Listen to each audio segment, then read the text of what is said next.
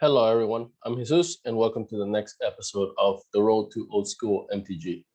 This is going to be a shorter video.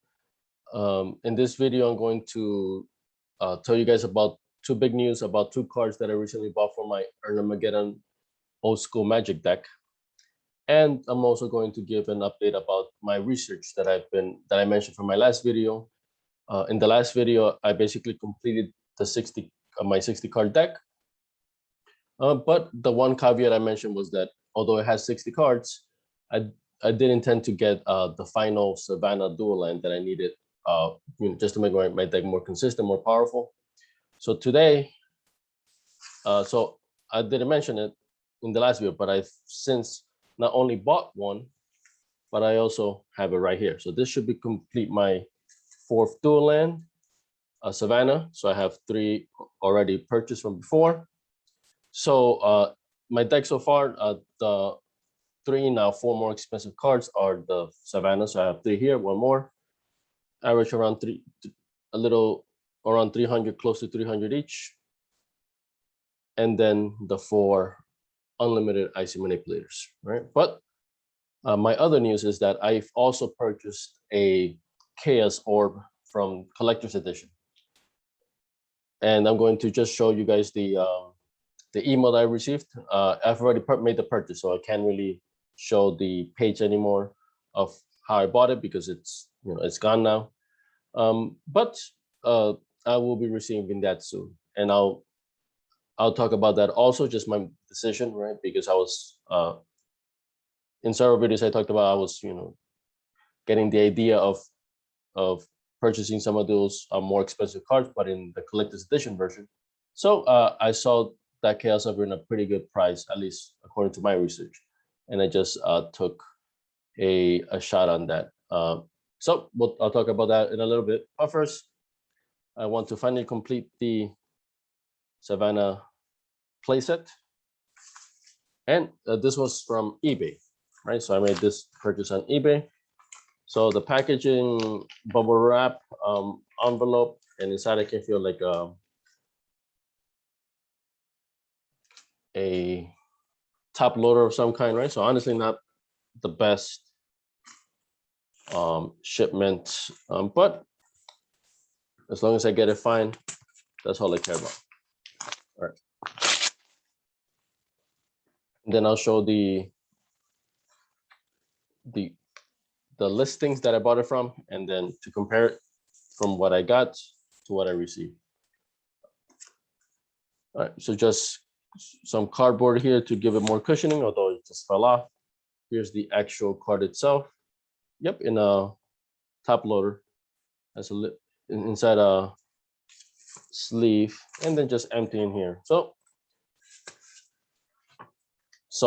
packaging, but this is the actual card. Seems intact and looks very nice. So in here you can see right, so this camera is not the best for that, but plus this it's hard to see it with the top loader on, right? So let me take it out. But for me, from the listing, it did seem like it was a very nice conditioned, revised Savannah. I think it was marked as light play. So it's getting a little tricky here to take it out.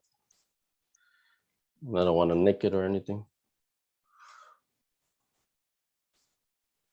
Right. Oh, okay. So in that, and then another perfect sleeve. I've been told this called the perfect fit sleeve, which is the one. So this is the double sleeve method. I actually had already taken another one out, but since it came with one, then even better. Right, but I still want to take it out from this one. I'll put it right back. So I am doing the 2 sleeve method, where it fits in one of these first, which is a very snug fit, and then into the other one, right? For me, I have these red ones. So let me inspect it. Looks great. So yeah, so more on the back, you can see just tiny little nicks here and there, but very tiny. the card is in excellent condition otherwise. And I got this one the cheapest out of all four. So, and honestly, I think it may be better than condition than at least one of the other ones I have. So looks like I got a pretty good deal on it. I don't notice any scratches or anything. So it's very nice conditioned. Right in the back, you can see a couple of nicks. I don't know if it's visible here too much. But the front looks pristine, honestly. From the front, it just seems like it's near mint. The back prevents it from being near mint more than anything.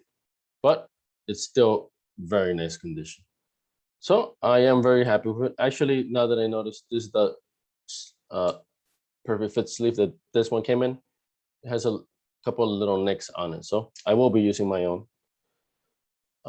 But looks great. So let me put it in my sleeve. So the way it works is you put it from the top down. Right, so it's just like the other one, except this one is not damaged. And then, right, the top seal, the seal is closed here. It was open in the bottom, right? But now I'm going to put it reverse. So that way now from the bottom, from the sides, and from the top, there's protection. And the inner, the perfect fit sleeve is so precise, that's what allows it to fit. Because a normal penny sleeve is too wide. Right, it's meant for just general protection, but it's not particularly good at it, honestly. So here it is, the fourth one. So before anything, let me open up the listing for the eBay purchase that I got this from.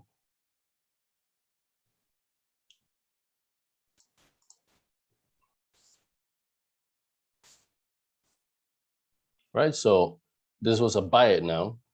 I've been, since I made my last video, and honestly, in general, every day, several times a day, I've been checking out Savannah's and just to get that fourth one. I've actually bid on other ones before for my fourth one from the last video to now. But all of them, either the condition wasn't, it was pretty good, enough for me to be interested in it. But for what the price it went for, I definitely just decided to wait. And honestly, looks like I made the correct choice because I was able to get this card, which is in excellent condition. And this is the cheapest one so far. Right, so from here, right, it just looks very solid. The back is where, right, you can see, right, up close, you can see just those little nicks. It's not really dirt or scratches, right? Just little nicks here where the card caught on something. Right, maybe just from shuffling or from shuffling and hitting other cards as it's being used. But the cleanliness is fine. It's perfectly fine.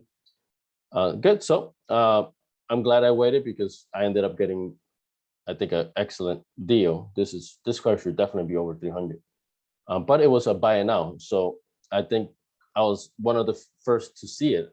As soon as I saw it, I did a double take, like, whoa, I can't believe this card in this condition is this price.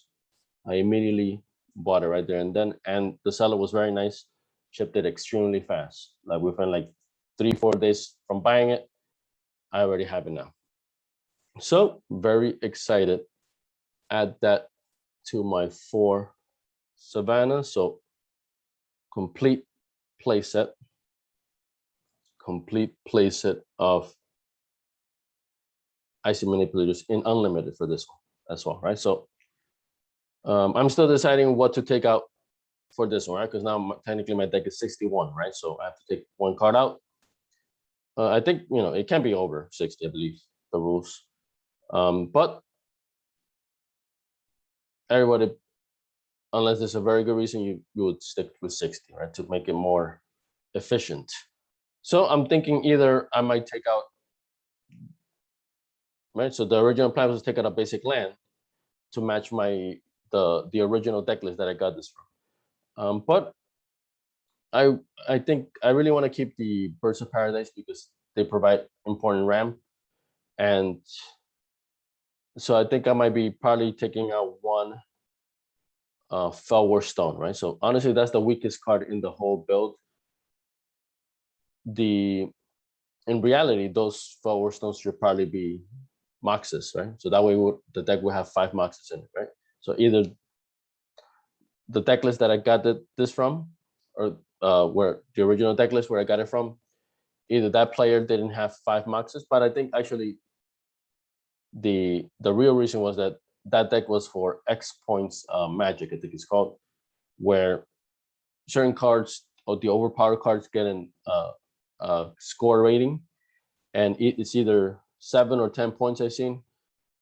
You can have cards that total more than either 7 points or 10 points, right? So Moxes tend to be, I've seen, like 2 points, right? So and then Black Lotus was 3 points, right? So kind of like that, right?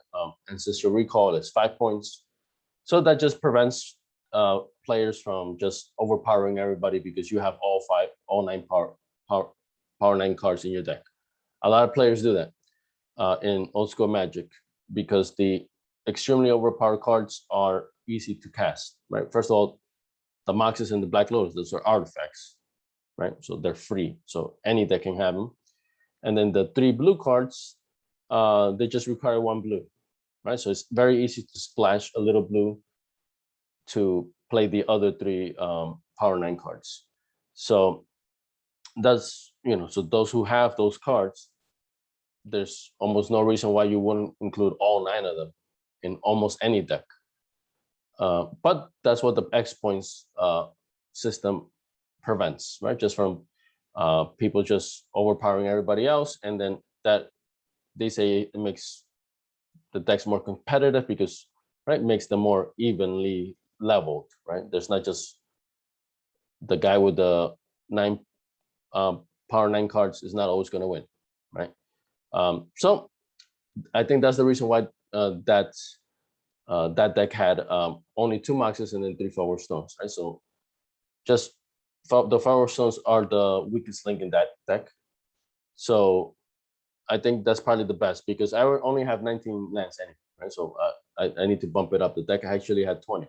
So this should be 20 lands now. So I'm pretty sure I probably will go with a Flower Stone replacement instead of replacing it with either taking out a City of Brass, right? The deck normally had 3 Cities of Brass. I bought 4, and I want to keep 4.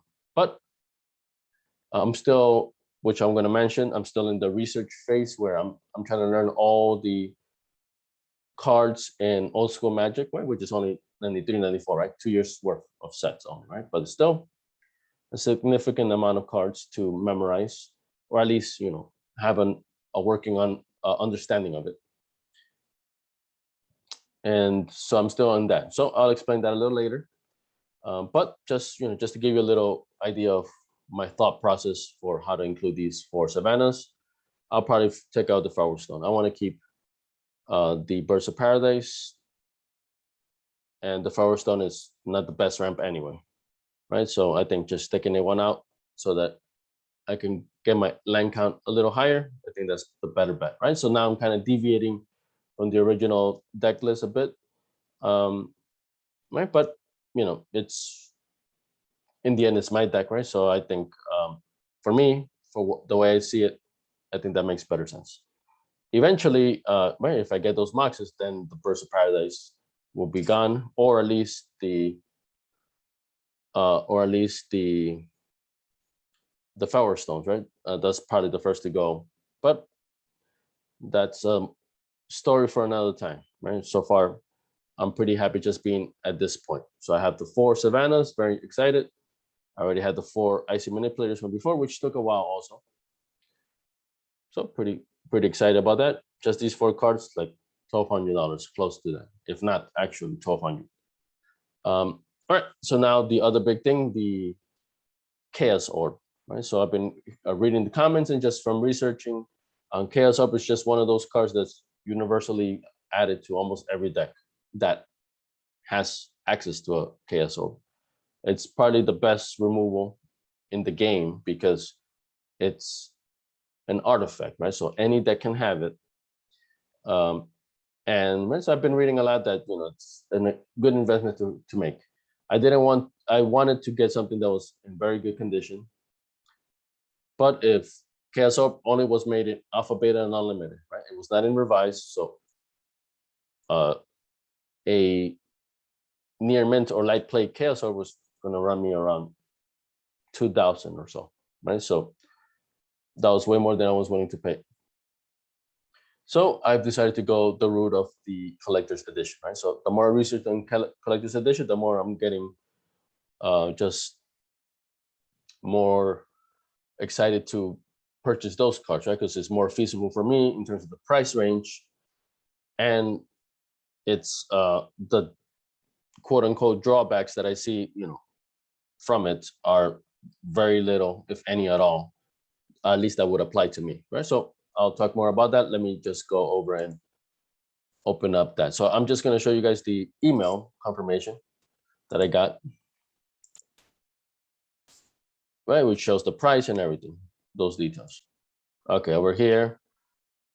So now I went to TCG player. So KS Orb, I bought it in near mint condition. I got it for, I don't know if it says the price. Oh, it doesn't say the price here. Oh, actually, yeah.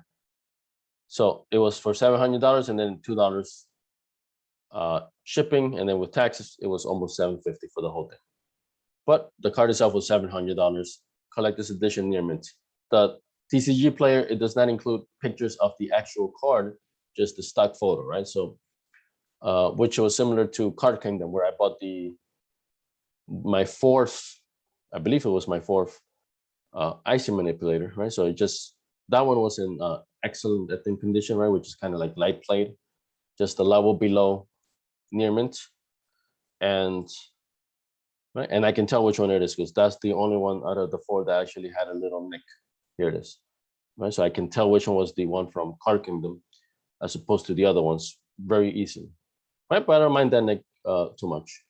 The rest of the card is still fine, but a lot of these websites, they can't be bothered with posting the pictures, individual pictures, which I think they should take the time.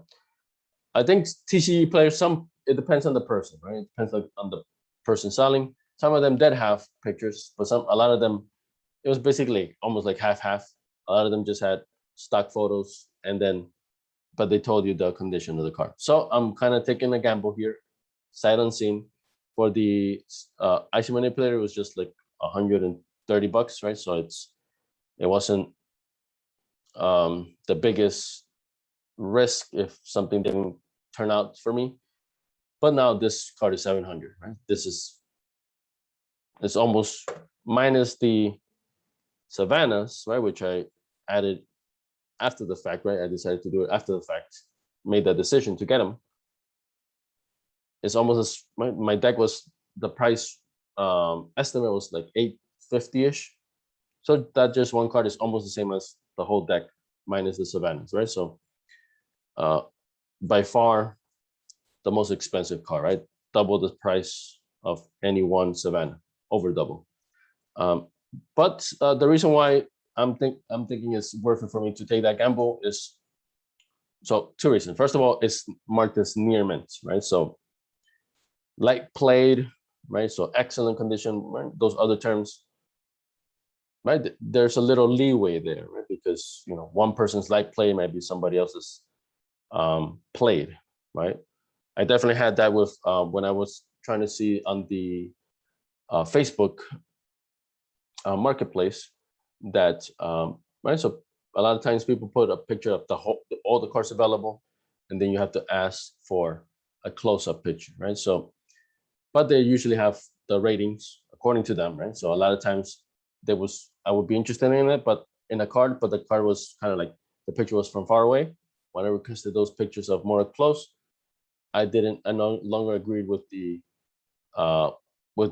condition that the seller was had marked it as, right? So some were light play, but to me it seemed like either played or almost moderately play, right? So, and then for the price they were asking, it was just not worth it. But in this case, near mint is near mint, right? So there's very little wiggle room there. right? If at all, right? So something that's near mint is basically unplayed, right? Or else it would be lightly played, um, or at the very minimum, if it was played, it was played in a way that it didn't damage the card at all, right? So this new Savannah that I got was like in that lower tier, right, where the plate did affect, and you can see it more in the back. But near mint is more universally understood as unplayed, and cards that come straight from a pack could be are usually qualified as near mint, right? Uh, uh, of course, you can get mint also, right? So near mint to mint in that range.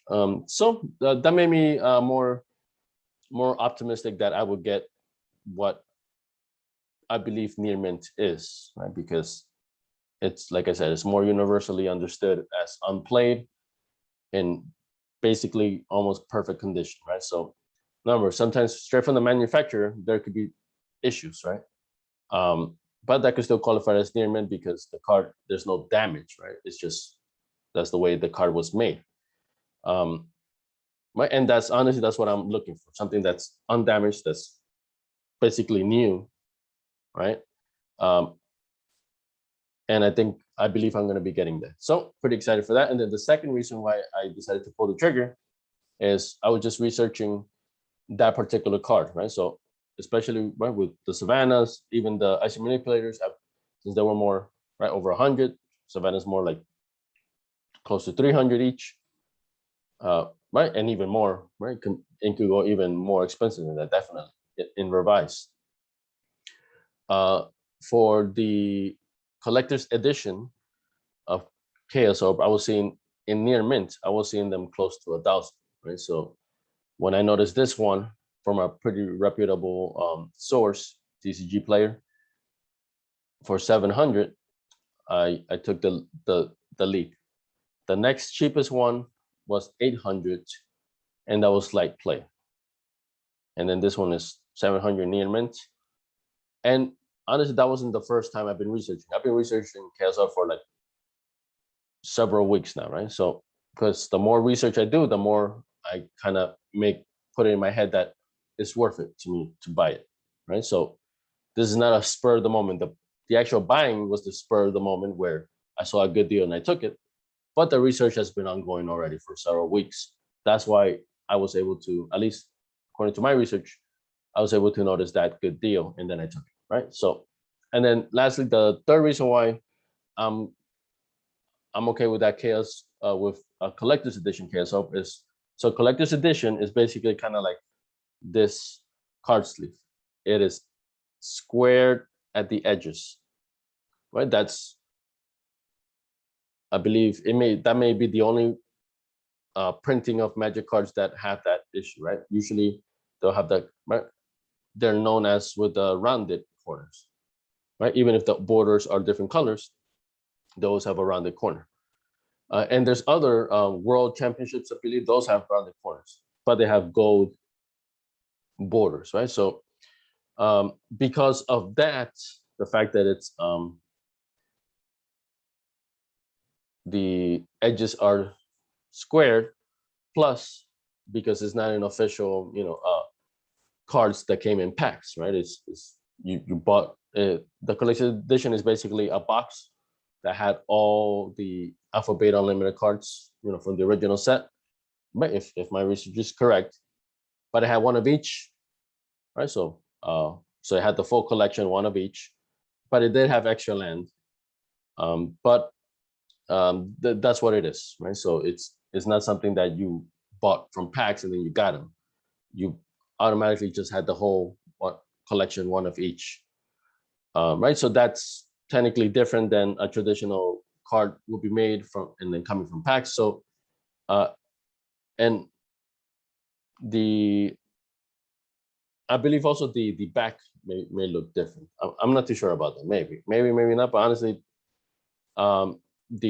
just the fact that it has the rounded corners, that makes it not legal or tournament legal, right? So that's the term. So if there was any official tournament I would have to that I wanted to participate, I would have to take that KSO out or not go because I couldn't use it. Right? If they noticed it, which they would, that it's a collector's edition KSO, that probably be disqualified, right? So it is not quote unquote tournament legal. But from my understanding, Wizards of the Coast does not sanction any old school tournaments anyway. All these tournaments are basically made by the fans, and so it's the fans who decide what rules their tournament plays by. So both Atlantic and Eternal Central have the reprint policy where, as long as the card has the original art and original card frame, it's legal, right? So, and depending on the group, some groups might not allow us, other groups might allow collector's edition. But from my understanding, a lot of the groups that do allow reprints, right, like they let you have from revised, also from 4th edition, 6th, right? As long as it meets those two criteria, original art, original frame, style, then it's legal to play in their format. So that's the reason why I'm looking towards getting that KSO in. Well, I did get it now in collector's edition because I feel the drawbacks don't really affect me at all, honestly. There's no such thing, at least from my understanding, as a official old school Magic tournament, right? Or just gathering. Their Wizards of the Coast doesn't do that, right? So they're all fan made anyway. And then I would just go to those that allow collector's edition in the rules. So so that's my reasoning for it. The right, just it doesn't impact me. And then the fact that it's not tournament legal officially, it doesn't matter to me because the main thing is I want an official card. That collector's edition are official cards, meaning they're from Wizards of the Coast. They were printed by the company. Right, they have the edges, right? And actually, I want to mention that really quickly, since it has corners. That also, let's say, if you had your deck unsleeved, right, bare, you could easily tell which cards were your collector's edition cards, right? Even if you had them, with the backs facing, right? Right. So I'm not sure about collector's edition. What kind of backs they have? I forgot to. I believe it has normal back, I think. But the edges are there, right? So that's why a lot of people, what they did is they trimmed the edges of collector's edition cards to make it look like it's from alpha, beta, or unlimited. I think it has black borders, right? So more like alpha, beta, right? Now that's even worse, right? Because that's now damaged. Also, damaged cards are also not tournament legal, right? But they get inked cards also not tournament legal, or anything that. So anybody that touched up the borders of their alpha or beta cards with marker, I remember those days. I used to do that also, but I never did it with anything so expensive. I never knew it would have been expensive, right, at the time. But I just wanted it to look neater, so I didn't think that was a big deal, right? So that's pretty common. That's why a lot of cards, even if they're like in great condition, just the fact that it's inked loses a lot of value. A lot of value. It would be probably similar value to another card that is in like moderately play condition, loses that much value. So inked is probably the worst thing you can do. Inked and altering the card, like with right, cutting the corners, the stuff like that, right? That also makes it damage. Those two things are big no-nos, right? But even if you have those kind of cards, a lot of these tournaments allow it because a lot of these formats allow it because they're not so stringent.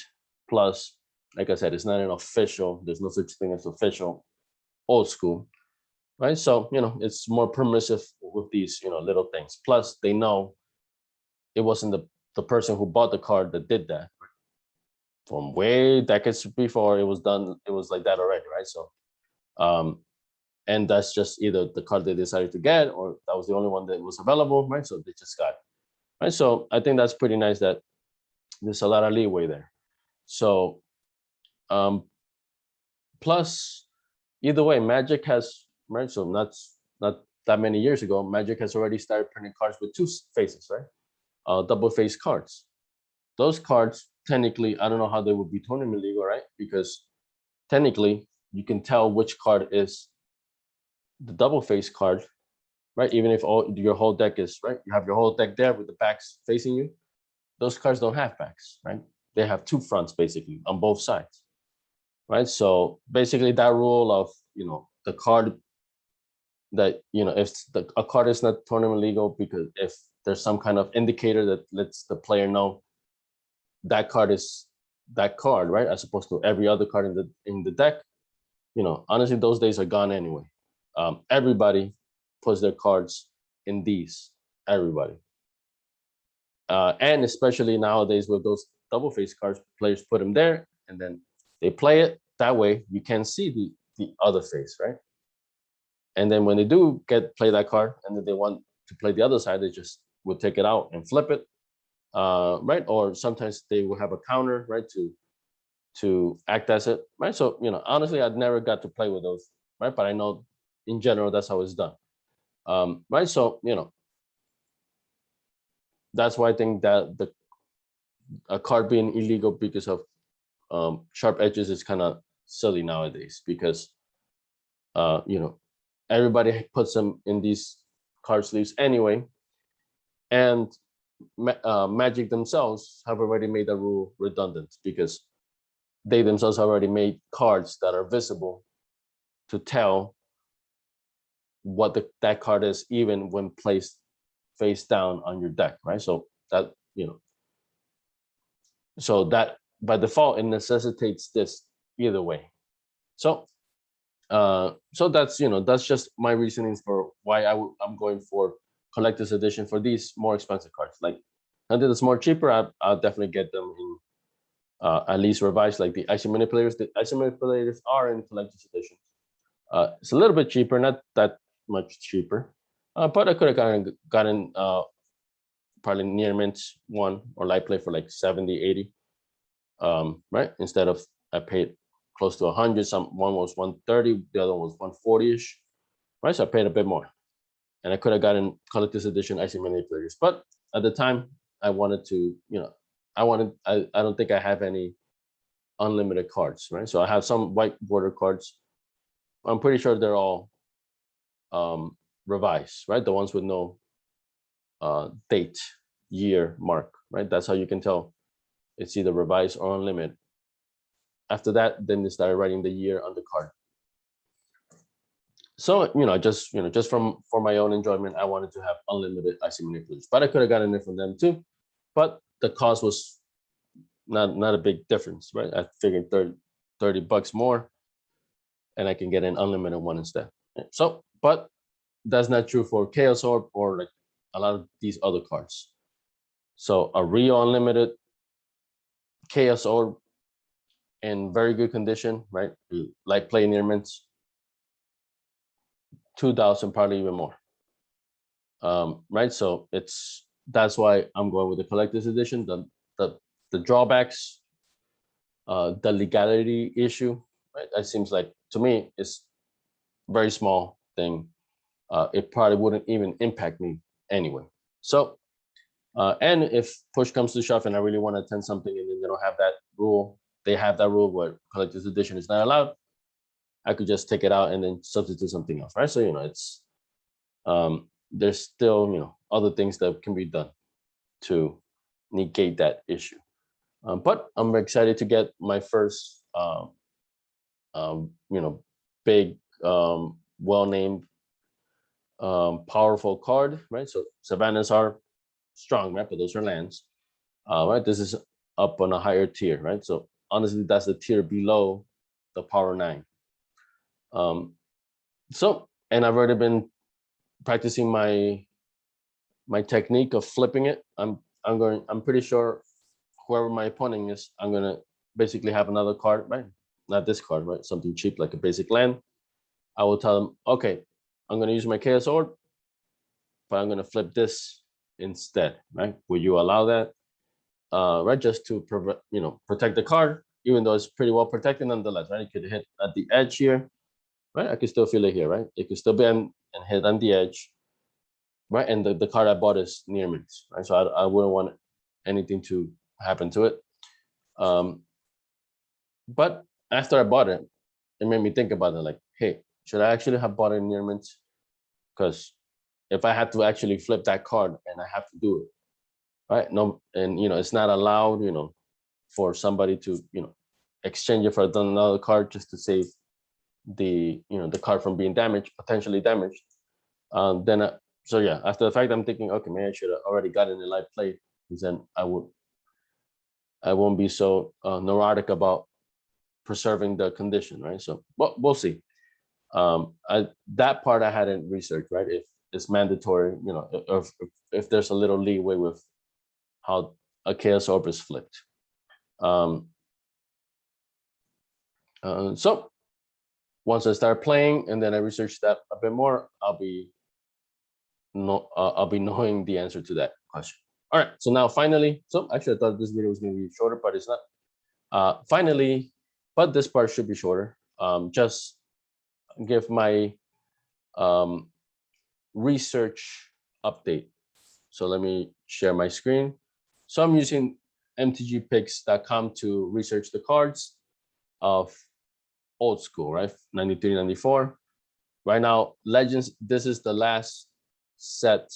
Actually, now that I think about it, I do have to also look at Falling Empires, right? Because I believe either one, Atlantic, or either both, they also allow Falling Empires, right? So for Legends, I already looked at the white, blue, so I'm looking right there on the green here.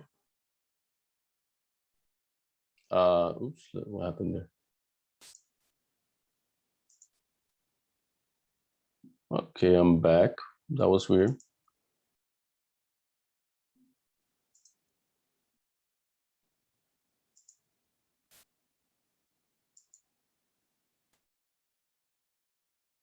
Okay, so my camera stopped working for a second, but I'm back. Okay, so I'm halfway done with researching Legends, and then after that, I got to research Falling Empires. But other than that, so this is the full set, right? Full list, 93, 94. Fourth edition is just a reprint set. So really from before Ice Age is 93, 94 Old School Magic, right? Some of them don't allow Falling Empires though, but it's still a lot of these old school formats do allow Falling Empires, so I do have to research.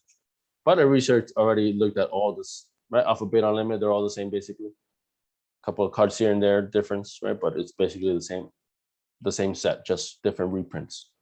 But I already looked at Arabian Nights, Antiquities, the Dark. So I'm halfway into Legends, right? Reading every single card. And then I'll be researching Falling Empires. After that, then that will be fully researched all the cards in Old School Magic, right? But that's still, right? I think that's the most important part. But I do also want to research the most common decks that I would be going against, right? Because just because you understand the cards individually, right? Just understanding how they could interact with one another, right? That's a deeper level of understanding. So I'll be using a lot of videos from either Edwin the Magic Engineer, right? He's really good at presenting decks and then explaining how it works and so forth. Or Timmy the Sorcerer, I believe it's called, where he has a lot of videos of players actually playing against each other. And then he does a play-by-play explaining what's happening, giving commentary, right? So, which I think is pretty cool. And then I can actually see the decks against each other in action, right? And then getting a better understanding for how they work in that way, right? So after I research all these cards, from 93-94 Old School, which I'm nearing completion. That'll be my next step. I'll spend a couple of days just researching some videos of these older decks to get an understanding, right? But for anybody doing, if they want to do it this way, right, where you look at the cards to get an understanding, right? So I like to use MTG Picks. You just click on it, whatever set you want, right? Arabian Nights, there you go, right? It has, you can click it by colors if you want to just focus on certain cards, but originally it's where it shows all the full set. So Arabian Nights is a smaller set. Here it tells you the total, right? 78. So plus you want to be able to familiarize yourself with the actual card image, right? That's usually that's basically what you see and how you know what card it is, right? From the image, right? So it's good to maybe at least memorize the more famous ones, right? Like Charizard here, very iconic card. I think some formats ban this one, or at least restricted, right? But you know, some cards are more famous than others, right? Serendip Ifrit over here, Serendip Dijin, Sinbad, pretty well-known cards. Unstable Mutation, right? So Juzam Jin, extremely famous card, right? So you know, some of these are more, of course, are more famous than others, and more likely for you to be for a player to play these cards against you, right? So even though it's good to, I'm looking at all of them, of course, I'm definitely taking special, I'm making special mental notes on the ones that are more famous, more used, right? So that's the way I've been going about it. I went like that set by set, learning all the cards. Like I said, I'm like either halfway or 2/3 of the way done with Legends. I'm gonna go to Fallen Empires lastly. I already looked at everything else, and then my next step is watching some videos. All right, and the reason for all this is because I want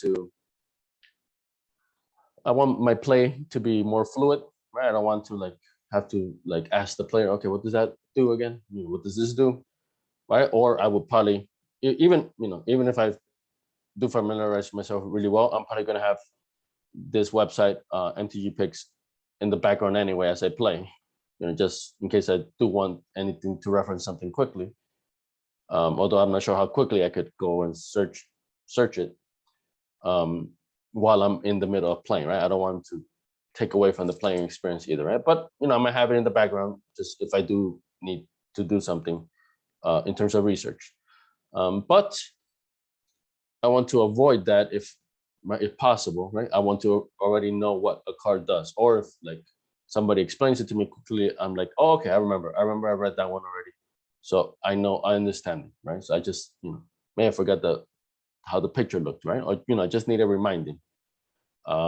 So I think that'll make it for me more enjoyable. I want to make friends out in this community. I want to for players to want to play me again, right? So I don't want to be annoying, right? I don't want to be known as the guy who doesn't know the cards, doesn't know the rules, and then it's not fun to play with, right? Because that detracts from the experience. So that's why, for me, I think this step is necessary, this research step. But I think it'll make me more informed. It'll make my playing also. I think it'll make my playing better because I'll research. If I know I'm playing against a certain deck, which I already saw videos for, I can already plan for what they're gonna do, as opposed to be totally surprised, right? Because I never, even though I know the individual cards, I don't know what game plans people have, right? Erhnamgeddon, right? So very specific game plan, right? So different decks have different game plans, so it's good to understand those game plans, because that will definitely impact what I do as the Erhnamgeddon player, right? So now that I have my 4 Savannahs, very, very excited. And I'm getting the Chaos Orb, right? Chaos Orb is restricted, so I only needed one anyway. So that one should be arriving in a bit. TCG Player says 12 to 15 days, so that's kind of excessive shipping time. If I paid $10 extra, then they would have shipped in like 4 days instead. Right, but like I said, since I know I'm researching it, and it's just one card, right? I probably wouldn't have, just because you have a Chaos Orb doesn't mean you're gonna always play it in every game, right? So it's still rare for that one card for you to draw it, right? So I figured even if I do start playing while it's still being shipped, not a big deal. The main thing is that I did buy it and it is coming, and it will soon be added to this deck. All right, so honestly, that's other than the 2 now Moxes, my deck is identical to the first one, right? And then other than I added that extra City of Brass, and now I'm taking out and this is probably what I'm going to do. I'm going to take out one Felwar Stone, because I've been kind of playing just on my own, just shuffling the deck and drawing, and then imagining I'm playing against an opponent. I do this a lot, not just for this, right? In general, this is how I play tested, just on my own before I, just to see, how the deck worked. And, just it's not an in-depth, understanding, but at least it gives you a general idea. And definitely, Felwar Stones were a very weak card, right, as opposed to everything else. Like I said, most likely than not, those Felwar Stones are supposed to be Moxes.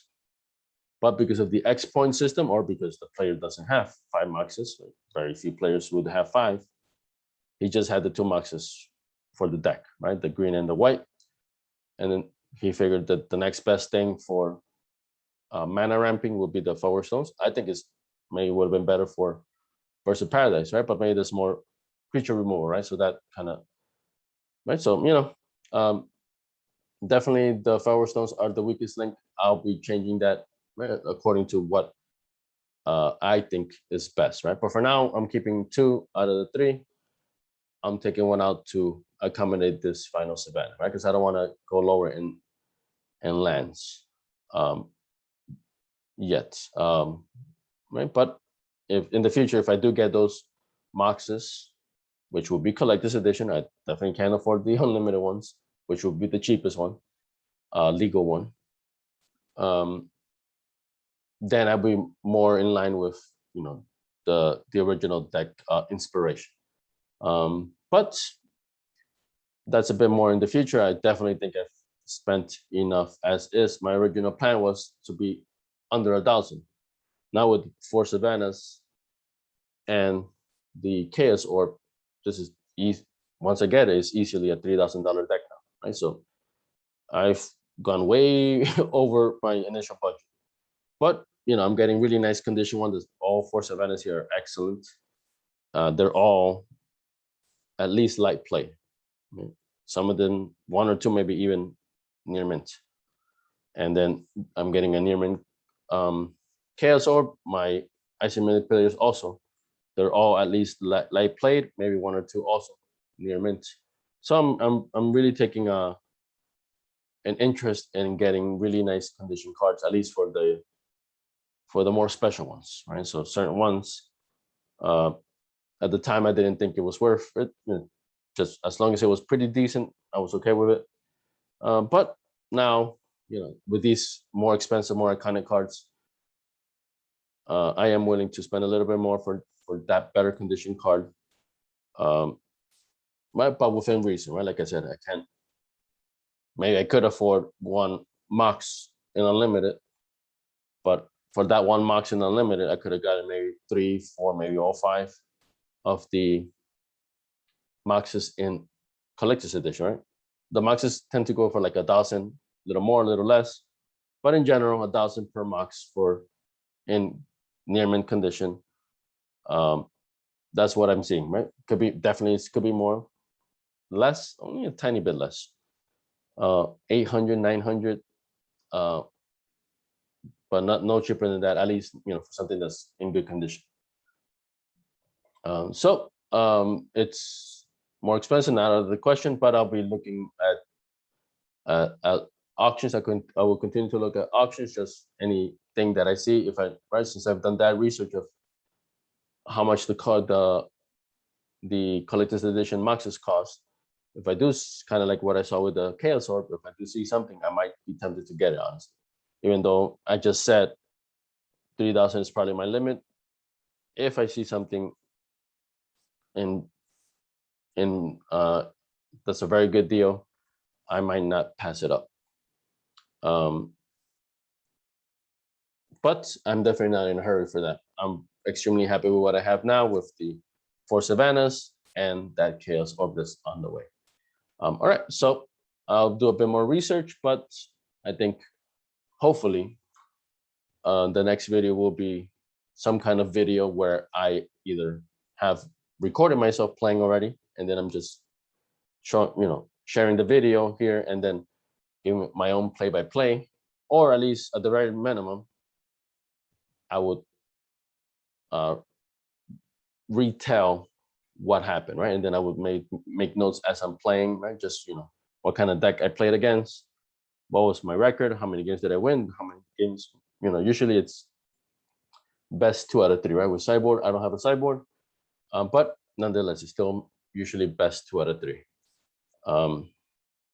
So if for some reason my opponent is not comfortable with me recording right, or using the video for my channel, right, which is understandable, at least maybe I could, at the very minimum, I could still talk about it, right? And even if I don't show the video, I could still tell, okay, this is what happened. Okay, I played this first, you play that, right? So, in one way or another, I'll be, hopefully in the next video, I'll be talking about actual game playing and using my deck and letting you guys know what happened with that. Okay, so very excited. Let's see if, while I'm still researching, in the research steps, if I get that Chaos Orb, and then I would have it available for me as I play. And actually, I do think in that next follow-up video with that, I'm also going to just give a little preview of my setup here for the live gaming, right? So it's, as you can see here, I'm a music teacher, musician, and I set up my my area here, my work area, to accommodate lessons, online lessons. Here, there's a camera facing for the piano. If I had a piano student, this one is the one facing me, right? This is where if I have a guitar, I have a stand here. You can't see it, but I have a stand here. That's where I keep another, a tablet usually, but it's through Wi-Fi. Is connected to the Zoom to give a close-up of the hand, right? So, and then I have an overhead one here for my drums that I have in the back, but I turned it around, and I think it's going to be my overhead for as I play, right? So I definitely have a good setup, coincidentally, that with just a couple minor changes, so I don't have to invest in anything new, just make a little tweak here and there. I think it'll work fine. So I think some people might be interested in seeing that, right? So I wouldn't delve too deeply into it, just to give an idea of how I have my setup here. At least gives people an idea of what they could do with their own setup. All right, so hopefully the next time I see you guys, I'll have played some games, and I'll report on that as well. So thank you for watching this episode.